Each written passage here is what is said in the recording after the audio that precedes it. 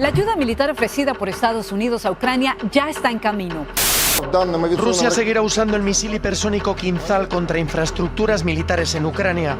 Ya le han entregado a Ucrania más de 1.200 millones de dólares en armas, misiles, material de defensa, pero la presión sobre Biden para que haga algo más sigue aumentando. La guerra en Ucrania tiene al mundo entero al borde del colapso. La escalada del conflicto ha llegado al punto de considerar el inicio de una nueva guerra mundial.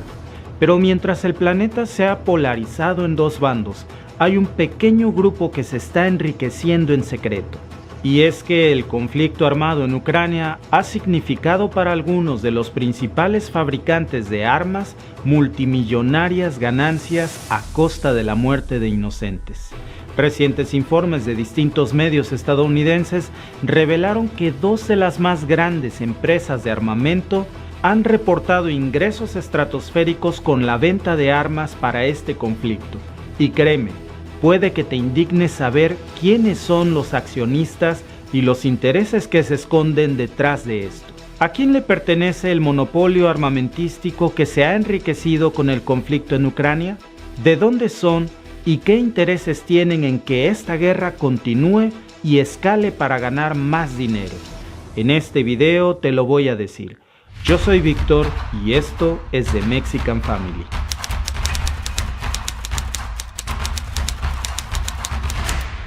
En menos de una semana, Estados Unidos y la OTAN han empujado más de 17,000 armas antitanque, incluidos los famosos misiles Javelin, a través de las fronteras de Polonia y Rumania, descargándolas en gigantescos aviones militares para distribuirlo por tierra a las ciudades más importantes de Ucrania. Este conflicto ha sido un tema muy discutido y polémico en redes sociales. Muchos contenidos incluso se censuran, pero lo que no se ha discutido es ¿quién está haciéndose millonario detrás de este conflicto? Vendiendo armas, haciendo dinero en ambos bandos a espaldas de las víctimas. Estamos hablando de una industria armamentística de más de $500 millones. Y esa cifra obscena es solo el comienzo. El gasto armamentístico ya ha visto un crecimiento masivo en el gasto de defensa tanto de Estados Unidos, de Rusia y de los países miembros de la OTAN. La Unión Europea recientemente anunció que compraría y entregaría 450 millones de euros en armas en Ucrania, mientras que Estados Unidos ha prometido 350 millones de dólares en ayuda militar, además de las más de 90 toneladas de suministros militares y 650 millones de dólares que ya le entregó. Y es que para esta pequeña mafia armamentística aplica el viejo dicho de la guerra siempre es buena para los negocios. Esto es algo que muy pocos saben, pero según el informe anual del Instituto Internacional de la Investigación para la Paz de Estocolmo, tan solo 10 países monopolizan el 90% del comercio mundial de armas. De estos, China, Francia, Alemania, Rusia y los Estados Unidos representaron el 75% durante el 2019 al 2020, seguidos de Israel, Italia, Corea del Sur, España y Reino Unido. Para poner en contexto la dimensión de cómo han crecido los intereses de la industria armamentística en este conflicto, veamos la punta del iceberg tan solo con este sencillo ejemplo. Según el Pentágono, en agosto del año pasado, Estados Unidos anunció un paquete de transferencia de armas con un valor de $60 millones para Ucrania. Pero ahora que estalló el conflicto, el presidente Biden aprobó un paquete de $350 millones en ayuda militar el pasado 26 de febrero, que equivale a un incremento mayor de 6 veces que el año pasado. Y el 70% de todas esas armas se entregaron en tan solo 5 días. Y la empresa encargada de vender esas armas fue elegida por la velocidad de entrega según el Pentágono, y en un momento te diré de quién es esa empresa y qué conexiones tienen con ciertos funcionarios de un gobierno en particular. Por supuesto que estas armas han resultado ser vitales para la defensa de Ucrania, que según los propios líderes ucranianos, ese armamento estadounidense y de otros aliados está marcando la diferencia en el campo de batalla, permitiendo que los soldados ucranianos puedan estar armados con misiles antitanques Javelin que se disparan desde el hombro y pueden contrarrestar los convoy de camiones blindados rusos hasta más de 1,5 kilómetros a 2 kilómetros de distancia. Y esto fue crucial para que Ucrania detuviera los primeros avances terrestres rusos mientras se acercaban a Kiev. Todos recordamos las célebres declaraciones de Zelensky cuando dijo que lo que él necesitaba eran municiones, no un raid. Y esas palabras son música para los oídos de la industria armamentística.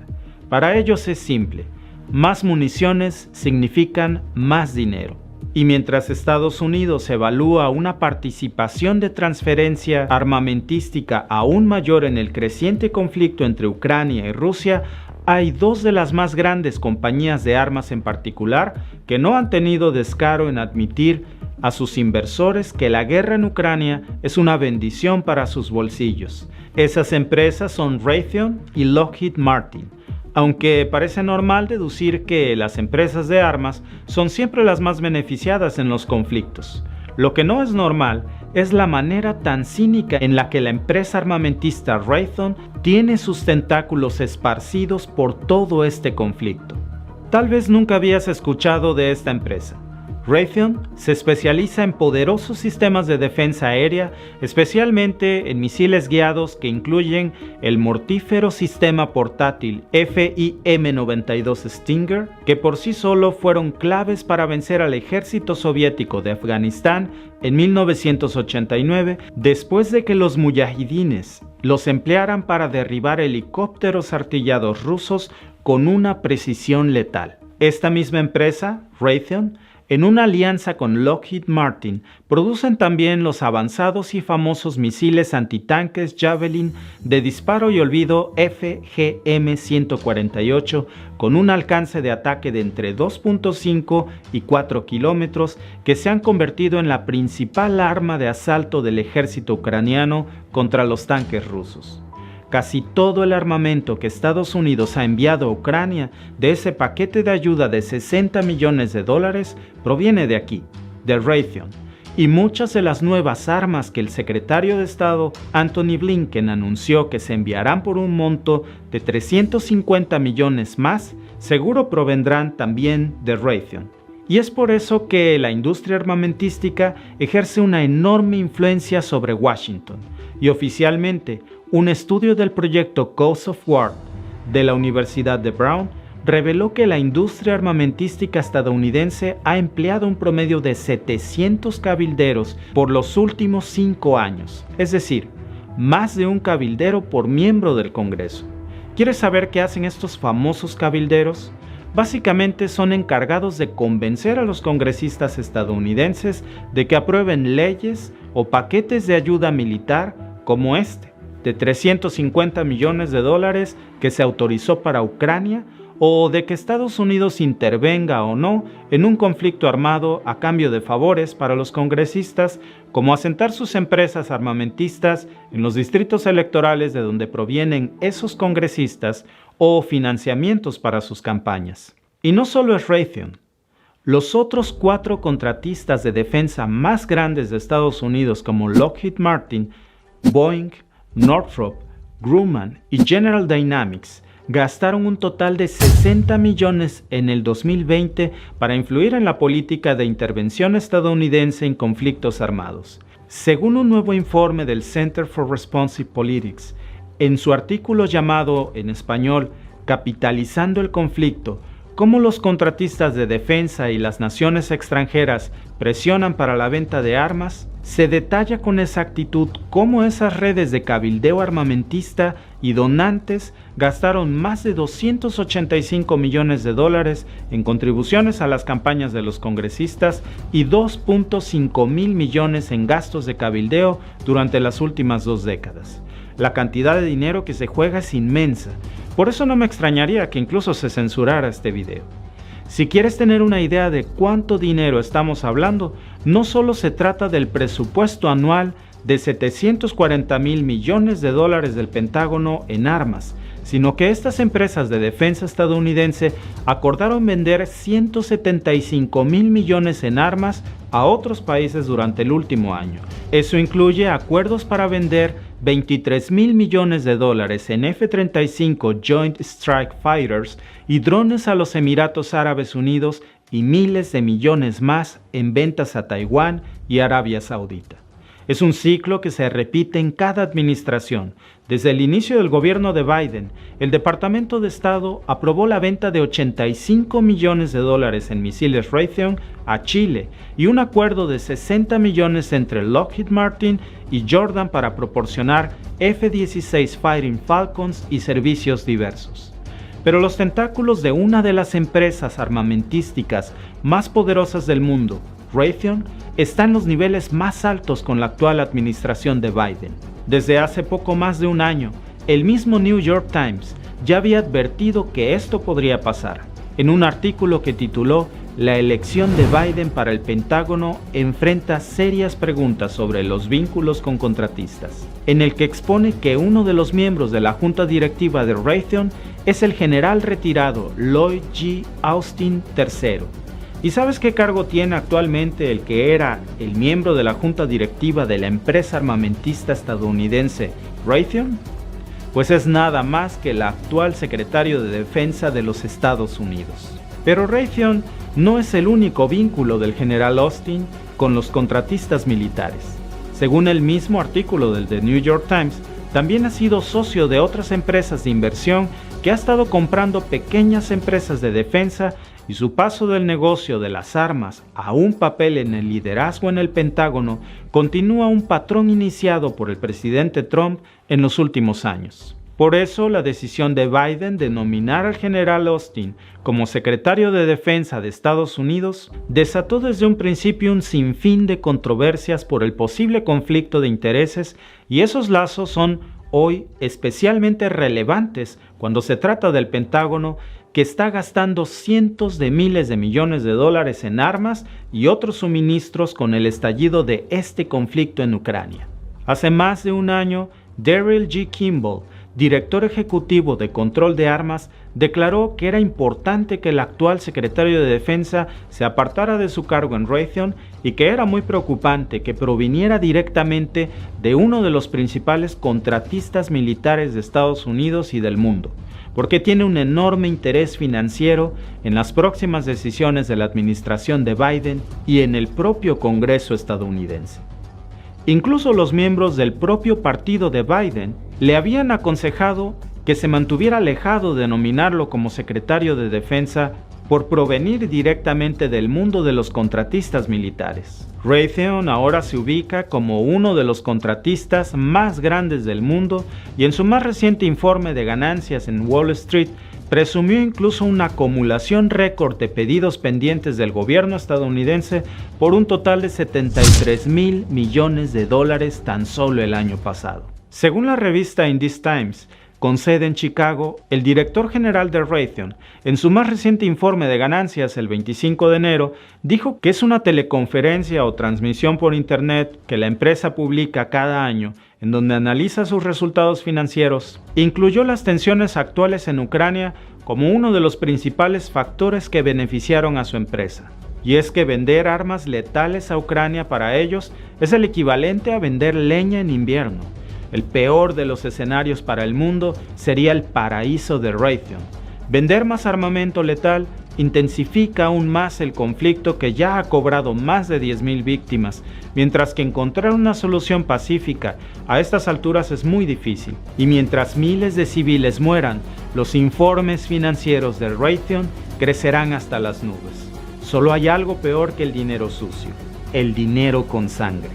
Por lo pronto, es más que evidente cuál es el interés de Raytheon de convencer a Washington de seguir enviando armas a Ucrania, y para ellos una solución pacífica no es ideal porque no es un negocio, pero la guerra sí lo es.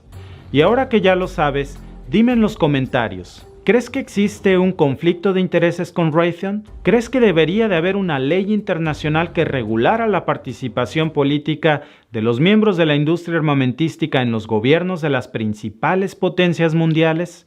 ¿Y cómo crees que podría terminar todo este conflicto? Voy a estar atento a tus comentarios y si te ha gustado nuestro análisis, ayúdanos suscribiéndote al canal y regálanos un like para que más personas puedan ver este video.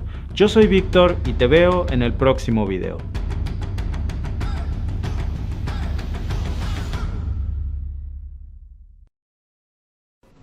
Bien. Bueno, es una guerra entre Estados Unidos y sus aliados de la OTAN contra Rusia o Rusia contra ellos, según el paladar de cada oyente o de cada ciudadano del mundo. Lo que sí, tanto de un lado como del otro, es todo un negocio Muere económico. inocente, como dice el relator de ese audio. Mueren los inocentes. Es pavoroso. Yo que tengo una aberración a la guerra. Desprecio a la guerra.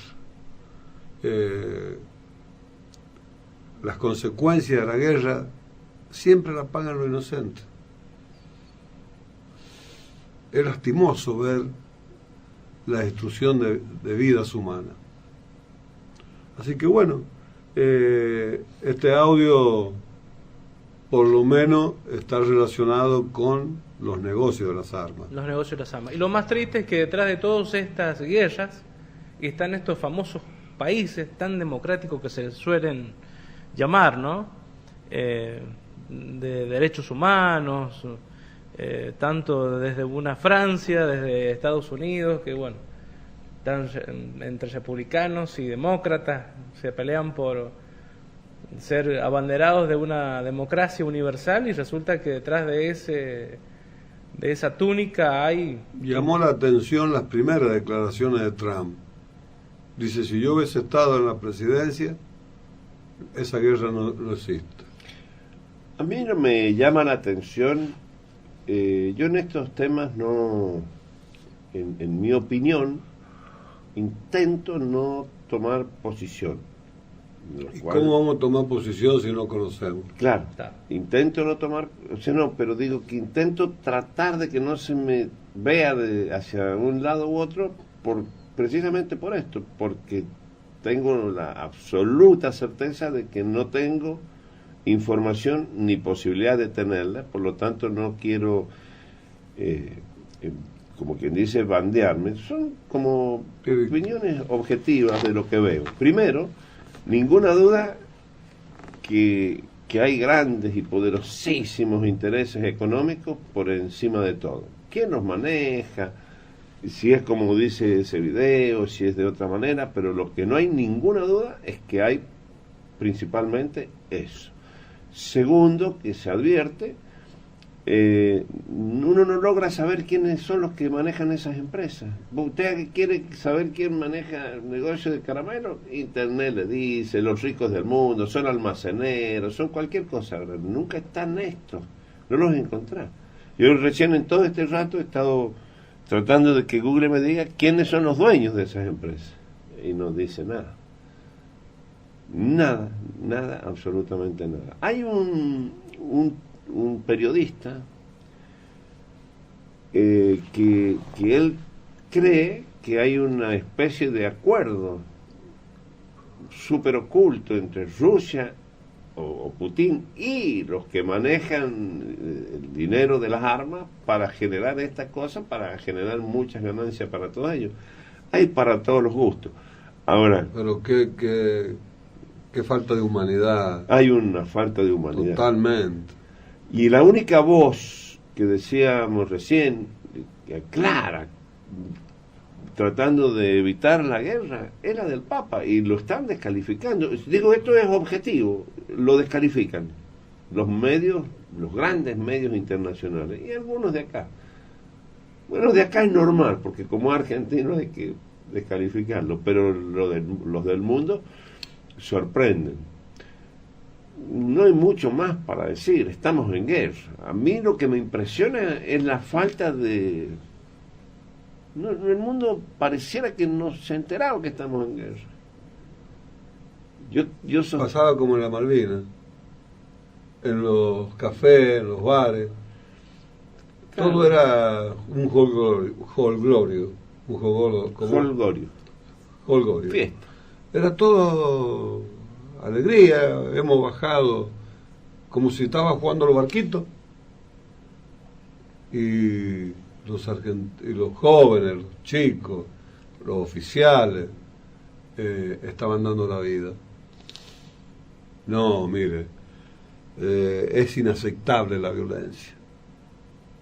Inaceptable.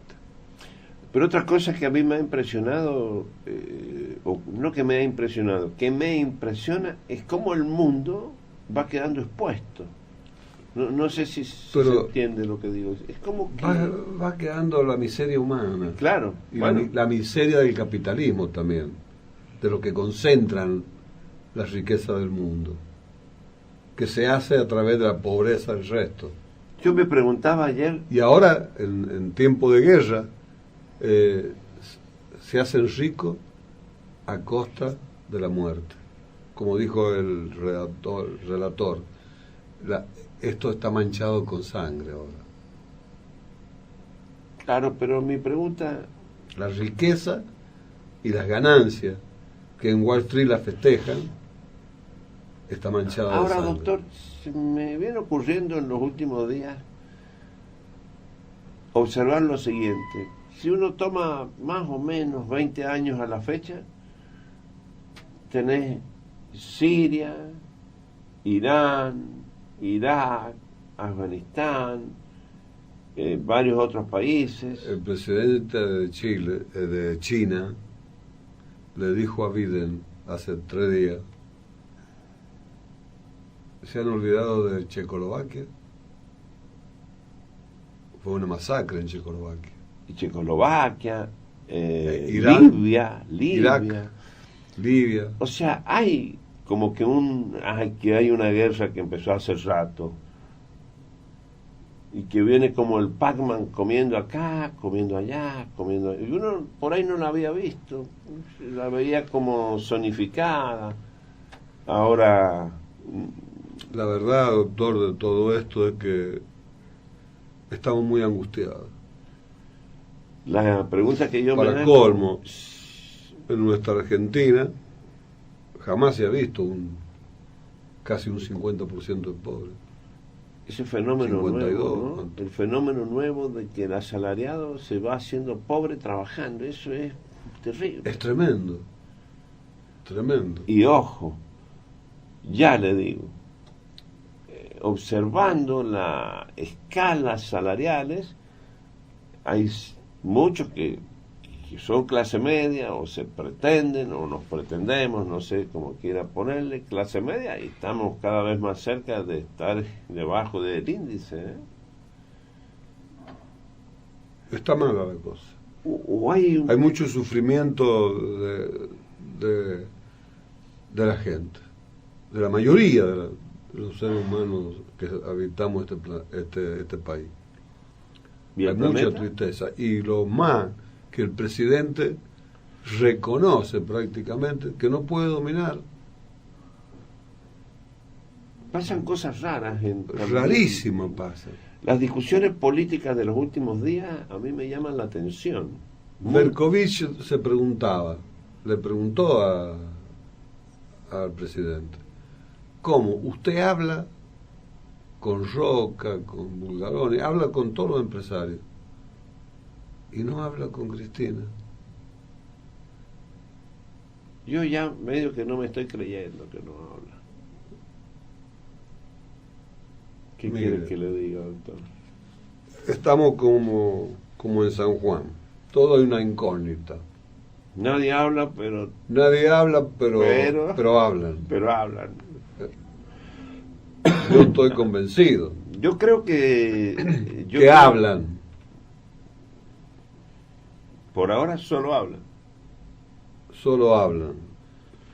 Y en San Juan, hablando de nuestra provincia, yo sigo sosteniendo desde el año 16, que al último,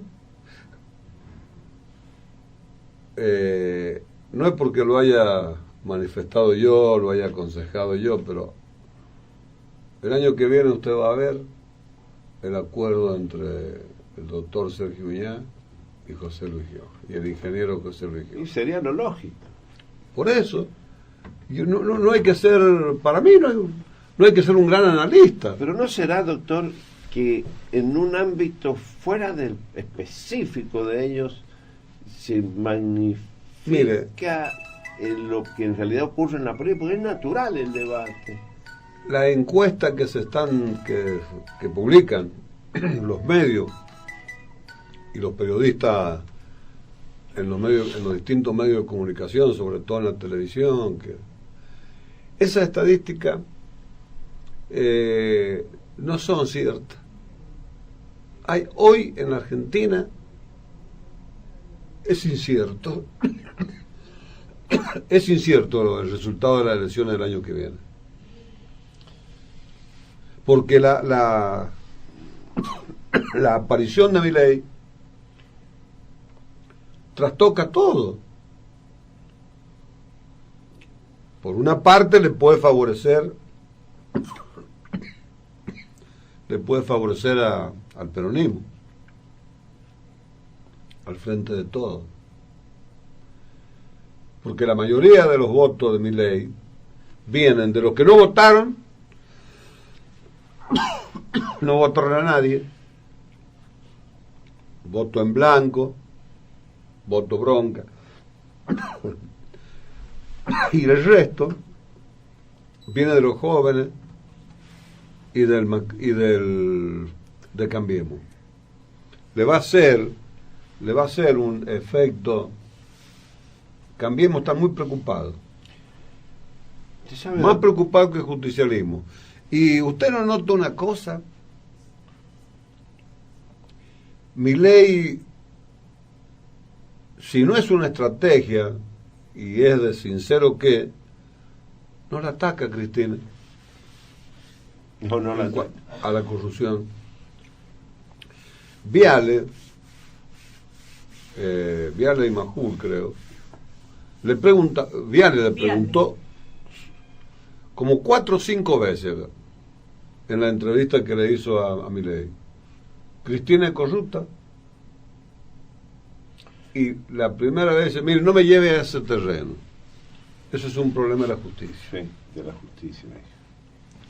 Le volvió a insistir, y le volvió a insistir, y le volvió a insistir, y lo único que arrancó de tanta insistencia, Viale, 4 a 5 veces la misma pregunta, que le dijo: mire, lo único que yo puedo afirmar, no puedo expresar, es que le pueden faltar papeles en blanco.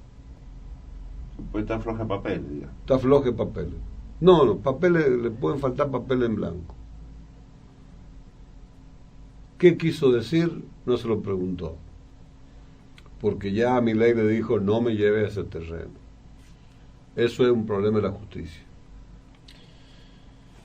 Entonces uno calcula, ¿no está pensando en la segunda vuelta? Si entra Milei en la segunda vuelta, ¿para dónde se va a ir Lo que pasa es que en el caso de Milei, los peronistas? ¿A dónde van a ir? lo que pasa es que Milei ha tenido... Si él calcula que van a pasar él y Cambiemos, que el justicialismo queda atrás, el peronismo queda afuera, cosa que yo no creo, pero él cree eso, o está jugando a eso, está preparando a la gente mentalmente para que haga eso, para que ocurra eso. Entonces, si se trata de Milei y Macri, por ejemplo, ¿qué va a hacer Milei? Va a ganar. Tiene más facilidades de ganar ahí que en el... ¿Qué van a hacerlo? Porque los peronistas que están indecisos lo van a votar a Milei. Por eso no se pelea con Cristina. Claro. Yo creo que hay más motivos. Se pelea con el gobierno, pero no con Cristina. Yo creo que hay más motivos. Es decir, hay diferencias, por supuesto, pero no hace una crítica, no está como todos los medios que la corrupta. Yo tengo, con respecto a Milei... O sea que nosotros somos los rehenes. Sí, no, esto es clarísimo. Los rehenes somos los que tenemos buena fe, que queremos lo mejor para el país y lo mejor para la gente. Mientras nosotros estamos en esto, nos matan con los impuestos. Nos matan con los impuestos. Porque hay que mantener la estructura del Estado. ¿Tenemos idea nosotros cuánto gasta el Estado para funcionar? Todas las plantas políticas y todos los que integran los 3 poderes del Estado. Porque cuando uno dice los poderes del Estado, olvidamos una cosa, que las 24 provincias argentinas, si incluimos la capital, la ciudad autónoma de Buenos Aires, también tienen una estructura de los 3 poderes del Estado. No es únicamente la nación.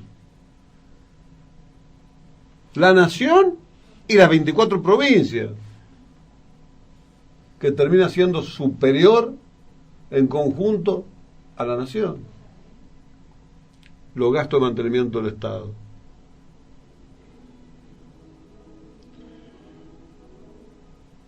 Ahora circula otro audio en las redes sociales,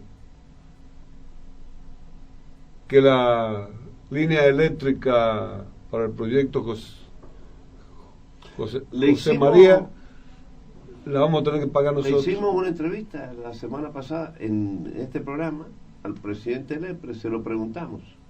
¿Se lo preguntaron? Sí.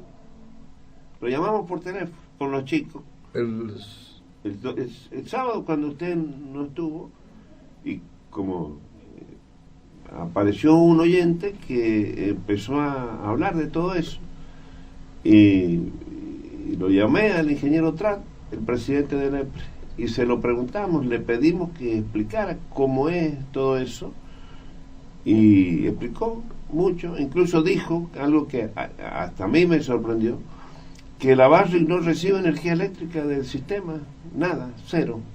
Toda la generación de Barrick es propia de allá, él no tiene nada que ver con eso, tiene que ver con la construcción de la línea. Y nos dijo, pero ¿y la construcción de la línea para qué está? En realidad lo que nos dijo es que el principal fin de la línea D500, la que ya existe, es para traer la energía solar al sistema interconectado. Es la forma en que San Juan vende energía al sistema. ¿Y por qué la boleta? No, eso se lo preguntamos. El otro fondo, la boleta de la luz, ¿por qué pagamos? Hemos sí, pagado toda el fondo piedra extendido de red para la Barrick. Sí, no, pero no llega a la Barrick. Eso es lo que nos explicó, que no tiene. ¿Cómo no va a llegar a la Barrick? Bueno. Entonces, ¿para qué le ha hecho el gasto? ¿A quién? ¿Por qué lo aparece en la boleta? Mire, no se dice la verdad. No lo sé. Le digo que yo creo que no nos dicen la verdad. Y le preguntamos. Yo a la Barrick estoy muy enojado con la Barrick y con los privilegios que tiene la Barrick y que la propia sociedad no entienda la realidad de las cosas que pasan. Esta es mi frustración, cómo explicarle a la sociedad, porque si yo le digo a usted acá ahora que usted lo sabe mejor que yo, porque tenemos, no sé si mejor o peor, los dos lo sabemos, y cualquier oyente común lo sabe. Y qué importante que los oyentes... La propiedad privada es tuya, y tenés el derecho, y resulta que la Barrick se te mete, y si los ¿Y qué va a hacer Milei que habla de la propiedad? No va a hacer nada, esos son... A ver... Ahí está el gran problema de todo esto, doctor. Y usted lo sabe, y yo lo sé, y Probablemente cada uno de los que tiene un pequeño problema es consciente. Es muy difícil, muy difícil. Yo le diría que dentro de la democracia es impotente para desarmar este gigantesco Estado, que yo siempre lo digo, el Estado se ha convertido en verdugo. Los gobiernos se han convertido en verdugo de la gente. Y sobre todo el trabajador.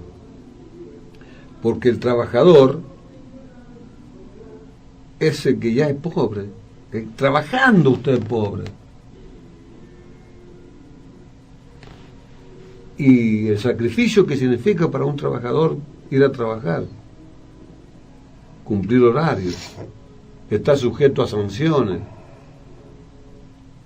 está sujeto a sanciones disciplinarias.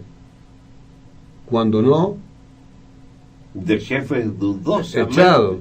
De jefes dudosamente y para colmo, cuando reclama, le descuentan el día. Si el paro es declarado legal por la Subsecretaría de Trabajo y por la Justicia, significa descuento de día, no sumario no despido, pero descuento de día. Y los planes sociales, que nunca sabemos cuántos son, porque ya son esclavos, no se informan. Usted ve todos los días cola de gente que no trabaja en los bancos. O sea que el que trabaja con sueldos menores de la canasta básica está castigado. Está peor que el que recibe los planes sociales, que aparte se acumulan. Como yo cité el caso el sábado, no es que uno esté en contra de los planes sociales. Pero sabe, doctor, yo creo que... Pero ¿cómo el gobierno no entiende? Y hay otra cosa, doctor. Los empresarios no pueden pagar los actuales sueldos, la mayoría. Bueno, pero ves que... Le cuesta mucho. Pero ves que... Entonces algo pasa en Argentina, y ese algo es la poderosa inflación incontrolable, que castiga a los que trabajan y a los pobres. Pues no tienen a quién trasladarle el costo de la construcción, el costo de la energía, de los servicios, que son montones. Y si dejamos de hacer todo eso... Mire, todo eso se traslada, los poderosos, la clase empresarial la traslada. Pero el que vive de un sueldo, ¿a quién se lo traslada? Pero mire, doctor, si tomáramos el discurso de Milei, a ver, por ejemplo, el Estado no tendría que hacer líneas eléctricas, que se las haga la básica, que se las haga ellos. No, el Estado tiene que hacer la línea eléctrica para asistir al pueblo, sí, pero digo... Claro, pero escúcheme, ¿cuánto impuestos pagan? Se habla de 160. Usted quedó en investigar. Estoy en eso. Ahora, 160 impuestos para la población. ¿Le parece a usted? Yo no creo que sean 160. Yo creo que sí. No. Y si tomamos impuestos... Claro, ahí, eso que va a decir... Si cambiamos el nombre... Eso que va a decir... Porque le cambian el nombre. Está bien. Tasa de justicia. ¿Qué es lo que es la tasa de justicia? Un impuesto. Un costo. El IVA, ¿qué es lo que? No, eso es un impuesto. El sellado. Eso es como una cobranza que no está como un impuesto, pero a los efectos que usted dice... La patente de los autos. No, impuesto. La casa. La ganancia. El impuesto a la ganancia. El estacionamiento. El impuesto a los bienes personales. Eso es una aberración. Porque usted, cuando adquiere un bien, ha pagado una serie de impuestos y de costo, de impuestos improductivos. Doctor, escúcheme, digamos bien a la gente para que entiendan esta conversación. Son todas cuestiones que los ciudadanos pagamos al Estado, sin distinguir si se denominan impuestos o simplemente otra manera, pero siempre son percepciones del Estado. El impuesto para la transferencia de automóviles, ¿qué es lo que es? ¿El impuesto? Los gastos. Los gastos. Claro. ¿Y? Cuando usted va a sacar carnet de conductor, ¿qué es lo que paga? ¿O se lo dan nada más que lo revisan para ver si...? Pagás. Y Cuando empiece a calcular... Los peajes, pagás. Empiece a calcular 1 kilo de pan, 200 pesos. Y yo creo que el pan de panadería tiene alguna sustancia que abulta. Yo sé que, le cuento, me lo enseñó mi amigo que ha fallecido, don José Sansón. Les echan aire para que tome volumen. Bueno, ese kilo de pan no es 1 kilo de harina. El que usted compra en la panadería no se hace con 1 kilo de harina, se hace con medio kilo. Bueno, es muy notorio en los distintos panes el peso. Por eso, entonces usted tome un pan casero, de lo que hacen la ama de casa. Tómele el peso y compre 1 kilo. Impresionante la diferencia. Es impresionante. Sí, sí. Entonces, todo eso lo soporta la gente. El que trabaja soporta todo. Ahora, el que trabaja tiene que pagar la patente, tiene que pagar el transporte, tiene que pagar la vestimenta. Vestirse, chao. Entonces, ese problema, porque no echan la culpa al pueblo, a la gente. La gente no gobierna, doctor. La gente no gobierna ninguno de los 3 poderes del Estado. Bueno, ahí estamos en desacuerdo. Es la gente, doctor. Yo fui funcionario, yo goberné algo. Y así miles. Pero gobiernan la clase dirigente política. Gobiernan los que tienen un cargo público. ¿Sí? ¿Y cuántos tienen cargos públicos? Los funcionarios públicos. Ellos son los que gobiernan. ¿Por qué nosotros? ¿Quién legisla? Los diputados provinciales, claro, y los nacionales. Pero no son todas las Bueno, entonces, personas. ¿cómo es la cuestión? Y porque va cambiando. ¿Tenemos la culpa nosotros de esta gran cantidad? Yo creo que sí. No, yo no. Bueno. No, la gente no tiene culpa. No, pero la gente vota con esperanza. Pero mire, la gente vota con esperanza y otros que son candidatos van a mejorar su situación económica, no, eso su sí, sueldo. Pero las personas que están en la función pública, jueces, legisladores, ministros y de inferior jerarquía. ¿Usted cree que los jueces de la nación y de la provincia no pagan ganancias? No pagan ganancias. No. Y calcule sueldo que, les repito, relacionado con lo que pasa en el exterior por el tema dólar, son iguales, son hasta menos. Es que yo coincido con usted en todo eso. Mire, nosotros entrevistamos con Puy en la mañana de Todo y Marina y Daniela a una periodista de Canadá. Nos dijo, el sueldo más grande del país, de los 3 poderes del Estado, son $360.000 al año. Ellos toman el sueldo en Canadá anual, sí, en todos los países igual, todos los países desarrollados. Usted calcule, y pagan de ganancia el 52% de ese monto. Y el sueldo mínimo de un trabajador eran $36.000 al año. Divídalo por 12 y se va a dar cuenta cuánto gana. ¿Pero cómo se cambia eso? ¿En el exterior? ¿Acá? No, con eso viven bien. No. ¿Cómo hacemos acá para que acá sea igual? Y bueno, hay que ver cuáles son los gastos necesarios del Estado. ¿De dónde sacamos las personas que ponemos en el Estado que estén dispuestas a hacer ese cambio? Es lo que yo no encuentro, es eso.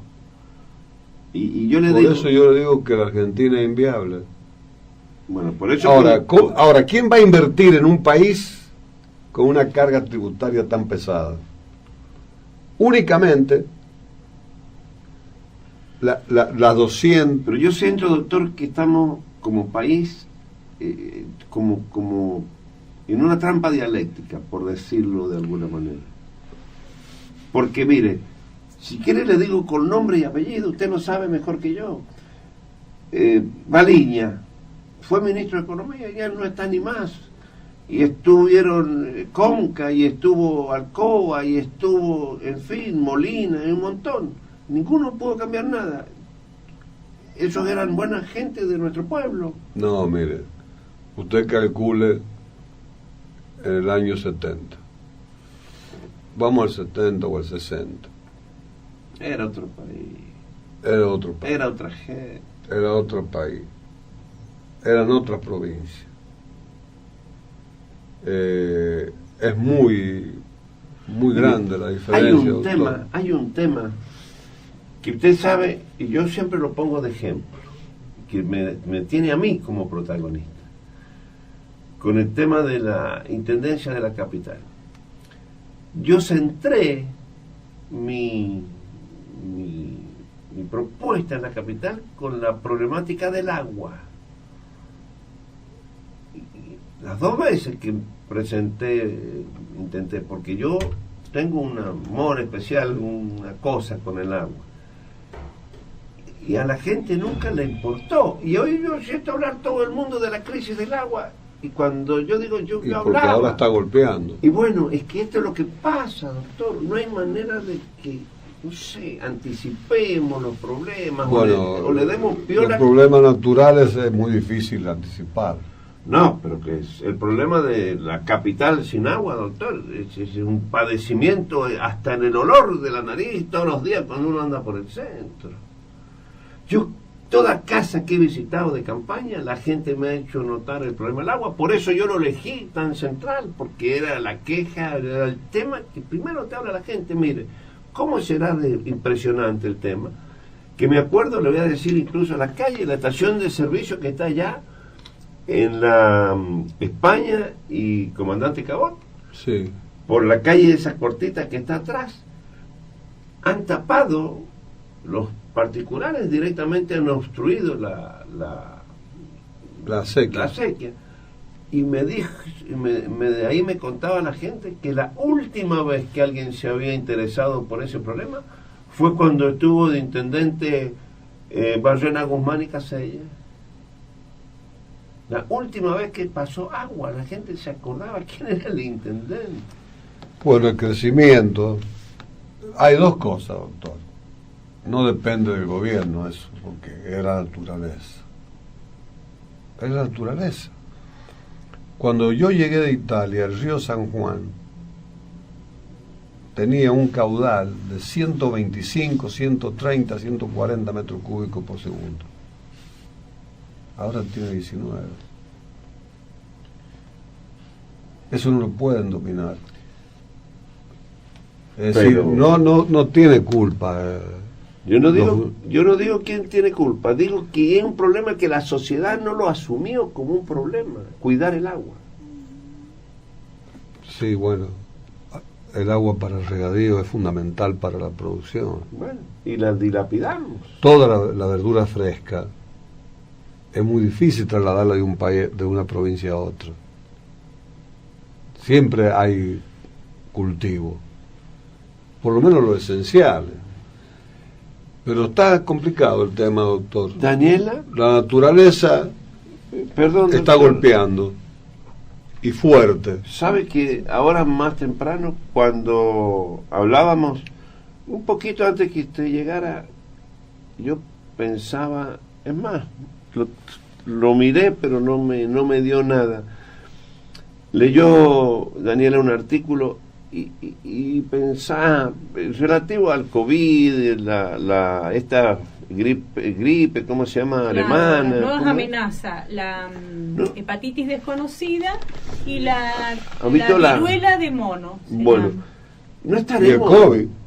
3. Por eso, Y el COVID, claro. Estas son las dos nuevas. No estaremos frente ¿se acuerda la Biblia cuando hablaba de Las 7 pestes de Egipto? Claro, no estaremos frente a una... Mire, las Naciones Unidas lo han dicho. No hay ninguna novedad. Usted lo me que está entendió, pasando. pero déjeme que lo termine para que la audiencia... No estaremos frente al desarrollo de nuevas pestes y vamos a vivir la era de las pestes. Bueno, la verdad que... Lo dejamos para el próximo bloque. ¿Por qué la angustia de todo? Sí. A eso se le suma la crisis económica. Es decir, hay motivos para que la gente esté preocupada. ¿No será que el ratito de... que vivimos... Entonces, yo siempre lo he dicho, doctor, el 80% de la población argentina está en la lona, está en el sufrimiento. Solo el 20% son los que están bien. Y si visibiliza solo el 20%. El otro 80% viene de mal en peor. Del 80%, del 79% empieza para abajo. Y el que está pésimo es el jubilado y los que trabajan con salarios inferiores a la canasta básica. Que la canasta básica no contempla mucho ítem de los gastos que usted tiene. Ninguna canasta básica le fija el mantenimiento, que una cerradura, que una lamparita, que el mantenimiento de la casa. Eso es un tema, ¿no? Y grave para la gente. No, mire, cuando los viejos caños empiezan... Por eso la clase dirigente política, tanto la oposición como el oficialismo, tienen que dejar de jugar. En eso estoy de acuerdo. Dejen de jugar, que ustedes están bien. Sobre todo dejar de jugar con la institucionalidad del sistema. Por supuesto. Dejen de jugar a lo que le han llamado grieta. Usted prende la televisión y es mutua acusaciones permanente. Permanente. ¿Será un nuevo modo de hacer política? La grieta. Un modo decadente. Dañino. Decadente, porque cuando usted recuerda o va a los debates que existían en el año 30, en el año 15, después del 83, era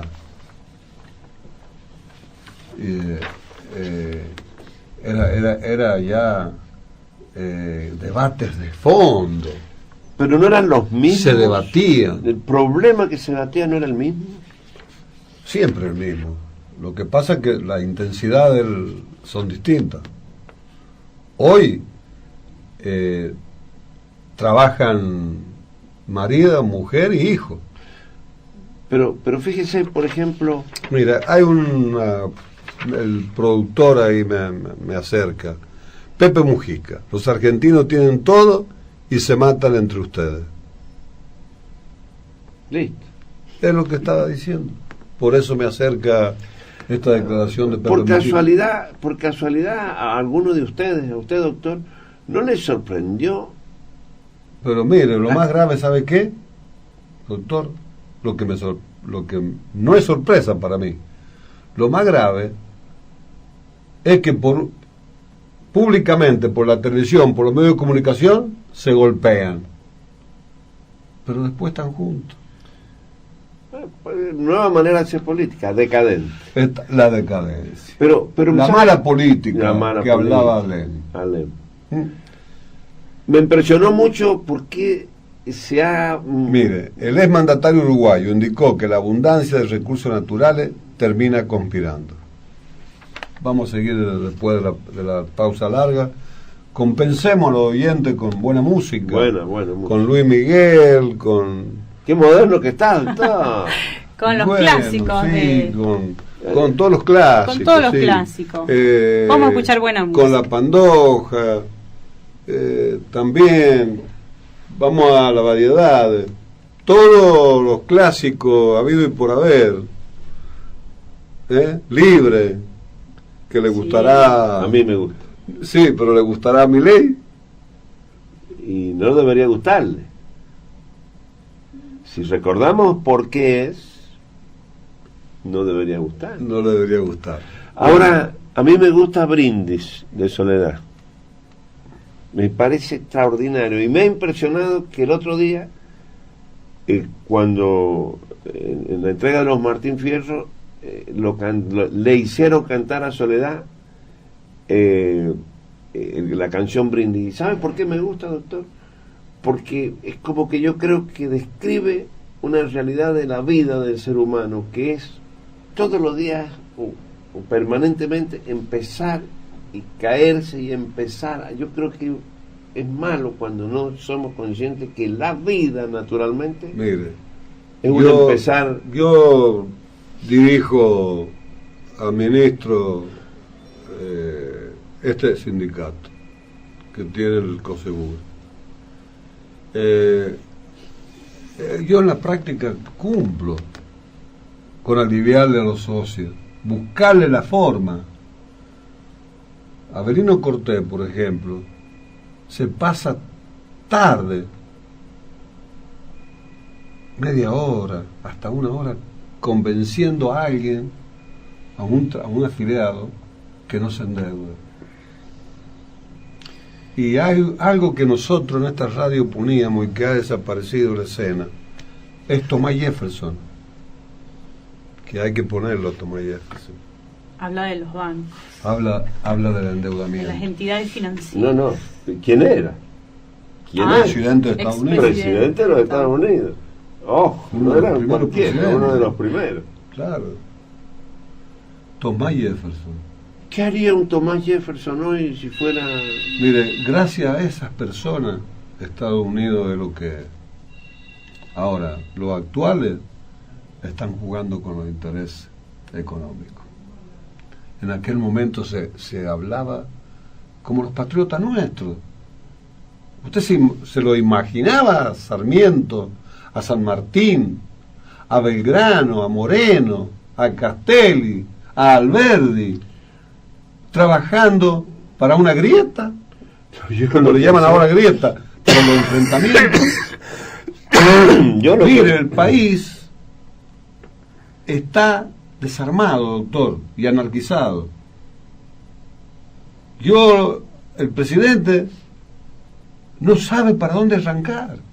Bueno, si esos hombres hacían guerra en aquellos años que eran poquitos, ¿qué serían hoy, no? Pero era la independencia, había patriotismo, como dice Leandro Alén en el discurso. Y como dice Evita, los funcionarios que trabajan para ellos. La mala política. Mala política y son y la corrupción. Mire, son 3 hitos, ¿no? La mala política. Vamos a analizar para los oyentes, le vamos a leer lo que dice Pepe Mujica. Porque es un expresidente. No, además es muy lúcido. Y ha sido un... Honesto. No, pero un expresidente que viene de la guerrilla.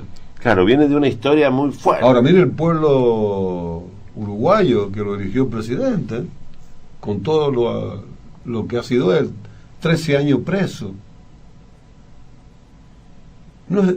Lo que pasa es que Argentina, los distintos gobiernos argentinos han abandonado la formación del ciudadano, de la cultura. Ahí está.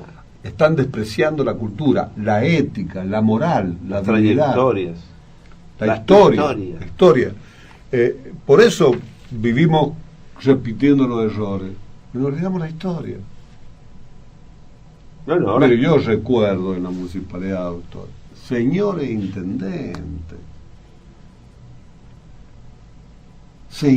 intendentes, hasta Javier Casel, hasta ahí. Don Evaristo Ale, Roberto Gutiérrez, el Mapco Sánchez, ingeniero, Robinson, Cruz Balsa, Coronel Cruz Balsa, con el ingeniero Cardoso, el concuñado, cuñado. Pero otra cosa, Sabastano, Eduardo Sabastano, palabras mayores. Hasta el coronel Zumbla en el año 61, 62, cuando lo derrocaron ahí a Frondizi. La pucha, lo hemos vivido. Yo entré en la municipalidad en el año 61. Le hago una pregunta que no me la puedo imaginar, o en mi imaginación. Ruy Aguilar, todo un señor, el doctor Ruy Aguilar. Pero era el mismo San Juan, eran las mismas veredas, nada más que limpias y ahora sucias. La misma. Porque yo tenía 4 años. La misma. Yo tenía 4 años y andaba con mi papá y caminaba, vivía en la Libertador, en la Santiago del Estero y Libertador. Don Evaristo Ale, un empresario digno, sencillo, que venía de abajo. Es decir, otra cosa. Usted le iba pidiendo derecho y se lo daban. Hemos progresado desde el año 60, del 57. Hemos ido progresando paulatinamente. Siempre fue difícil la cuestión salarial. Pero el ambiente que usted vivía en la municipalidad, yo hablo del 57 en adelante, el ambiente que usted vivía, me acuerdo para fin de año... Era agradable, daba ganas de ir a trabajar. Hoy es una carga. Todos los días se encuentra, sobre todo en la capital, y eso lo hemos hablado con Rubén García, que le dé seguridad a la gente. La propuesta que hemos hecho en la Subsecretaría de Trabajo a la municipalidad, por los problemas de que todos entraron en la J. Hablé la semana pasada de eso. Esto de no querer reconocer ese no, los reconoce en las charlas. Pero los reconocen, pero no le encuentran la vuelta. No quieren. No, es decir, empiezan con... ¿Sabe cuál es el argumento? De que le pueden hacer un juicio si usted le da la función. No están preocupados porque le dan un juicio porque no hacen los aportes y contribuciones. Eso no lo preocupa. Eso no. Entonces, eso es lo que por eso yo he pedido hablar con Ruiz, con el intendente. Al paso que vas a pedir hablar Rubén García. ¿Por qué? Porque Rubén García viene de la gestión de cuando se hizo progresivamente el ingreso para terminar con los trabajos en negro.